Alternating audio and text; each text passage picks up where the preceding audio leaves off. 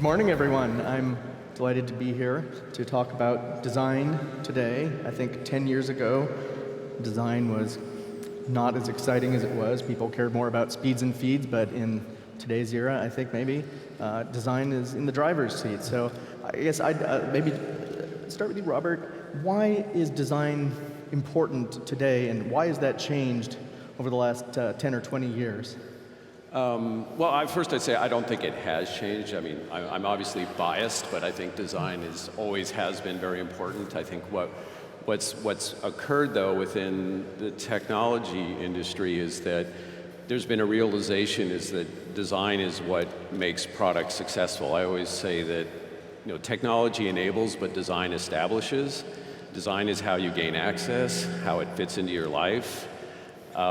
If you're interested in it, how you desire it, all those things that allow technology to go into people's lives. And so there's been this recognition over the last few years by major players in the industry is that they need to invest in design because that's what's going to bring their technology to the audience.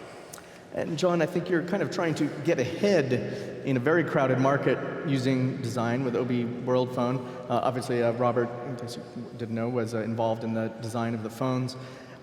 How do you use design to get ahead in this market? Well, I've spent a lot of my working life in commoditized industries, from sugar water to personal computers to now smartphones. And I do have a wearables company as well called Misfit Wearables. And you can go into a commodity industry and find design gaps. And the point of a design gap is not just finding a safe harbor, but it's finding a position in a market that you can actually use design to expand that sector of the market.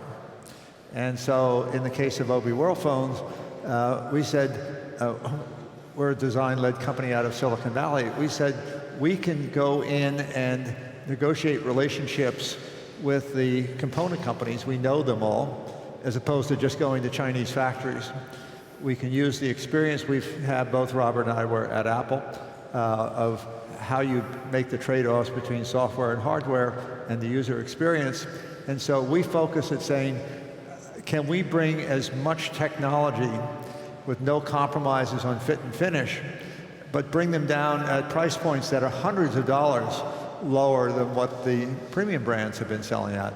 And that's really the design gap we're focused on with OB World Phone.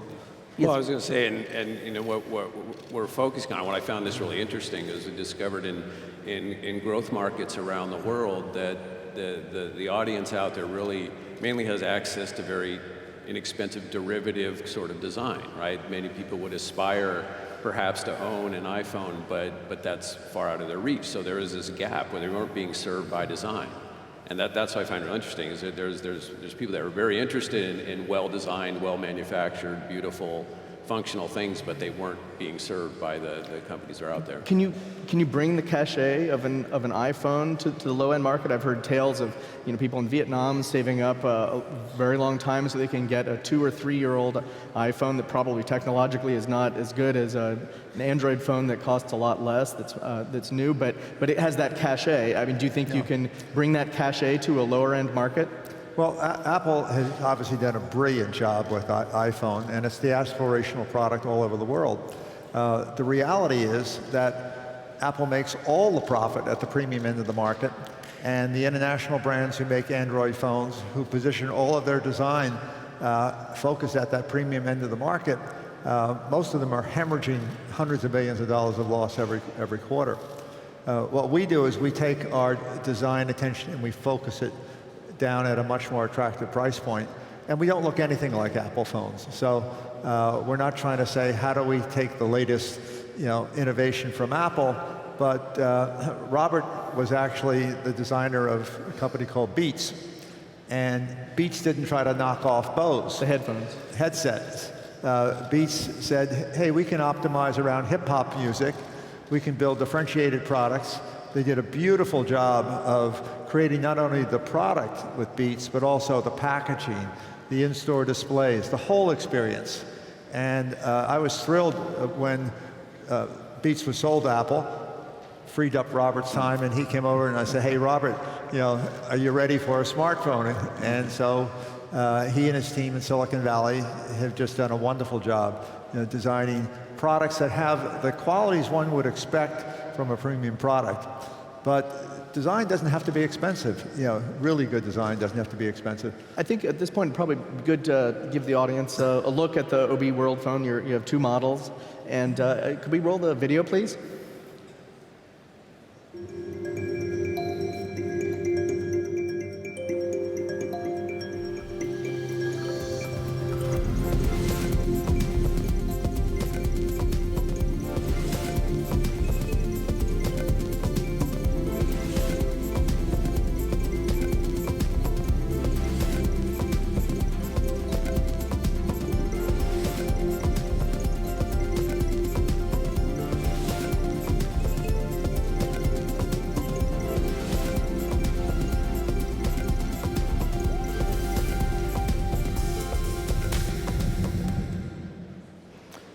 All right, thank you very much. So think of it this way. An iPhone or a Samsung Galaxy 6, about $800. Our OB World phones, $150.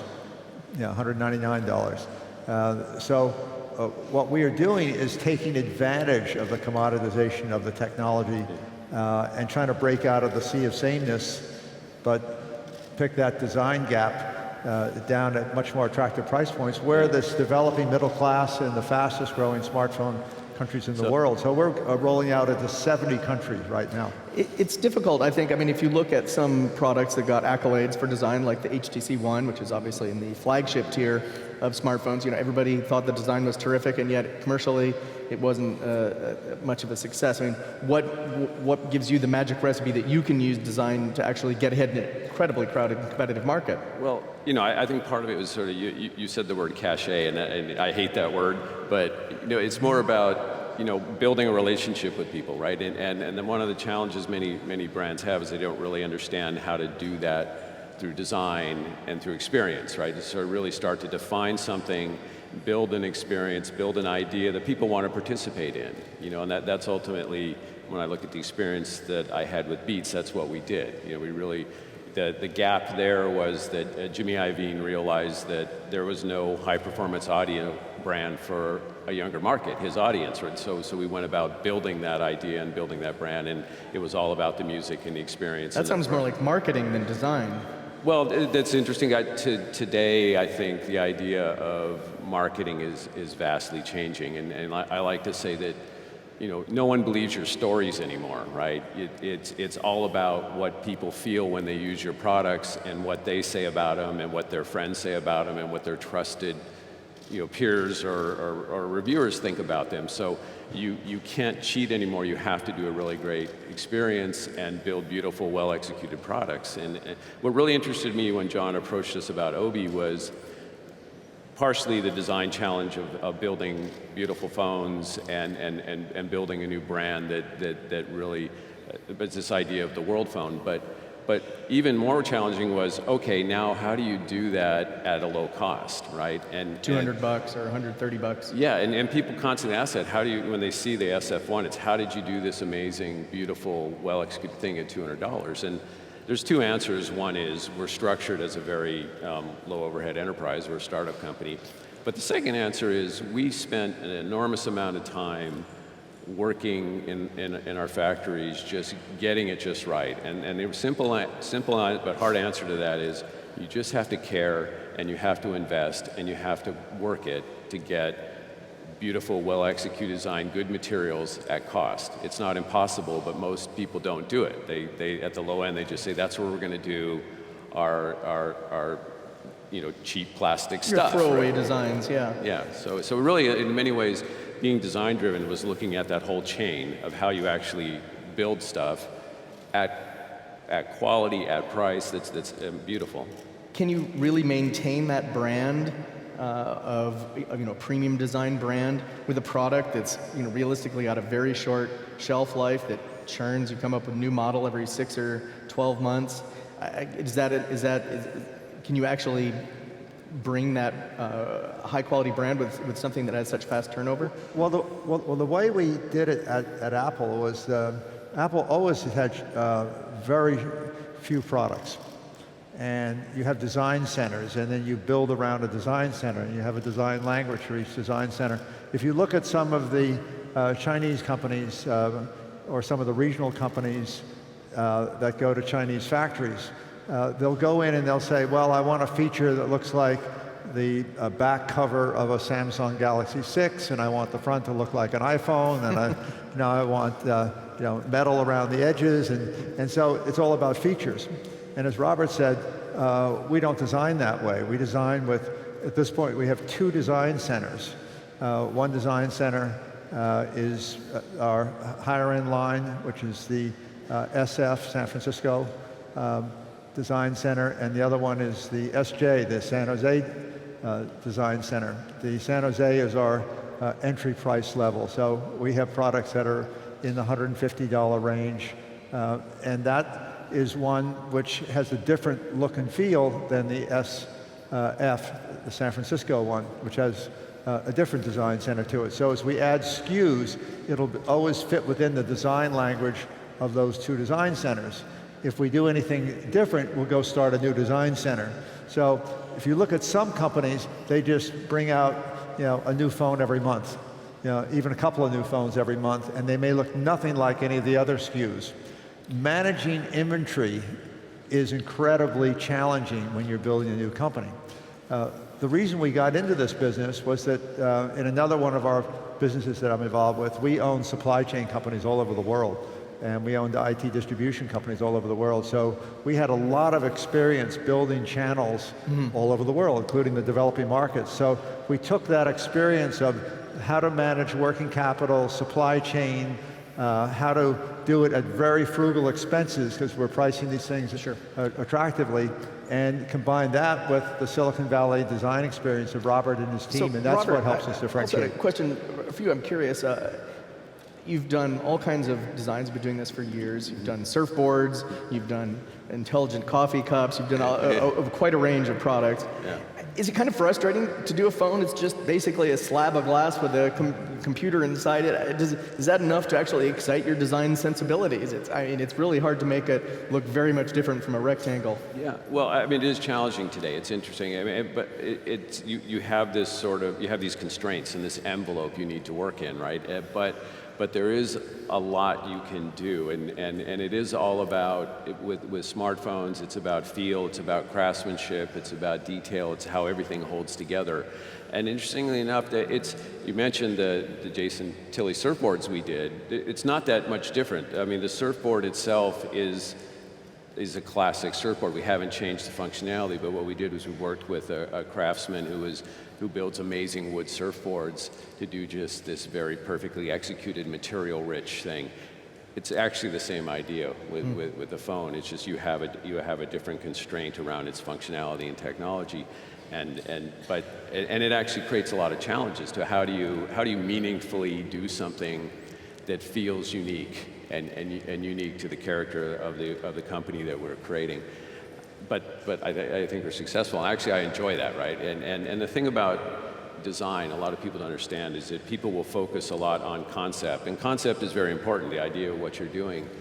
But really, in today's world, design is a 10% inspiration, 90% perspiration world. It's really, once you have that concept, is what degree of commitment do you have to build it at quality, in volume, the way it was intended. So it's execution a lot more than the genius of inspiration. Yeah, I mean, most designers today that are good spend more time realizing their vision than actually creating the vision, because it's an enormously difficult thing to build that at scale. And that comes back to the idea of the relationship with the phone. And the relationship with the phone is a 6 to 12 or 6 to 18-inch relationship, and so that's when the details and the finishes and the materials have to be finessed just perfectly, because that's where people feel that commitment to your product. Can you, John, really claim to own the design when you're using Android? You're reliant on Google, maybe that's liberating because you can, get up to speed faster. But on the other hand, you don't have control over what is, fundamentally a very important part of the process. Obviously, Apple does own its operating system, its software, and its hardware. Can you really claim to own the design? I've seen lots of problems with Android where it looks good when it first ships, but then you don't see any updates ever to the operating system. Sure. Well, Google sets very tight rules on the UI, and all of us get to reskin the UI to some degree, but it's basically within the rules Google defines. Because of our prior Apple experience, we understand, our team does, UX, user experience. And that means making the trade-offs in software as well as hardware. And so we have a lot more liberties of what we can do in the UX than we do in the UI. In the UX, for example, we said our photography has to be as good or better than anyone else who makes a smartphone. So we have the capabilities using software to enable it to do automatic light balancing, automatic balancing of color saturation. You can do post-editing and refocus after the photo is taken. And so we have incredibly high-quality photos, incredibly high-quality selfie camera, optimized around video, a lot of great video software we put in there. We have Dolby 7.1 audio, highest quality audio. So all of those things that we can control with user experience, it's as good as any smartphone in the world. The UI is very limited because of Google's rules, as we're allowed to go from Lollipop to Marshmallow. Obviously, we want to be able to give a way to upgrade for people who already have phones out there. But the focus for us is differentiate with the hardware design, differentiate with the UX, and then because we sell through traditional channels, a lot of people only sell over e-commerce. We do too, where it's available, but many of the developing markets we're in really don't have much e-commerce. So packaging is a big deal for us. And so our packages are transparent, so you can actually see the phone in the package. It doesn't come in a brown box. So all those little details become a big part of the marketing experience. I guess one of my frustrations with this idea that design is really important with smartphones is that you have to put in this giant rubber bumper to keep it protected. And I've been moving towards slimmer and slimmer ones. And then about 3 months ago, I dropped my phone, even with just a little thin bumper on it. Screen shattered, phone is totaled. Can you actually design a good phone that doesn't need a big clumsy rubber bumper that hides whatever nice design you have? I like the raised glass that you have in the SF1, but as soon as you put a big bumper around it, you lose that. Yeah, I mean, cases are a big thing to people, and it also allows people to personalize products. We've actually designed the cases for these products so they fit in very tightly, feel very integral. It doesn't feel like a bumper. It actually feels like it's still part of the phone, and because it comes up and meets that edge of the glass in a very flush way, so it feels very integral. But it's part of the experience. But we've also spent a lot of time on the structure of the phones to make them as durable as possible. They're glass-filled polycarbonate, extremely durable, very, very durable finishes. So we've spent a lot of time making sure the phones are the best they can be, but then give people the option, of providing a case. One last quick question for both of you. I'd like to hear your answer. Does Apple deserve all the attention it gets for being a design leader right now? Absolutely. It's when you look at the work that they create and the quality of the product they create, and I know what goes into it. It's an enormous commitment to do that. And this idea of being design-driven, right? The idea of being design-driven is you start with the experience that you want to achieve, and then you go back into your systems and process and structure and make sure you have all the tools to do that. Apple will do that. They will completely reinvent their infrastructure to deliver a design, right? And that is an enormous commitment that few companies in the world have. And it's John? Yeah, I mean, how can you not love Apple? Apple makes just incredibly great aspirational products, and it sets the standard for everybody. But not everybody has $800, particularly in the developing markets where a new middle class is emerging. And so our goal is not to out-innovate Apple, not to copy Apple, but how do we take those design-led principles that a design-led company like Apple has developed over the years, and how do we use those principles at an entirely different design in a gap in the market that we see is hundreds of dollars less expensive than any of the premium companies. All right, gentlemen, we're out of time. Thank you very much. I appreciate it. Thank you. Good luck.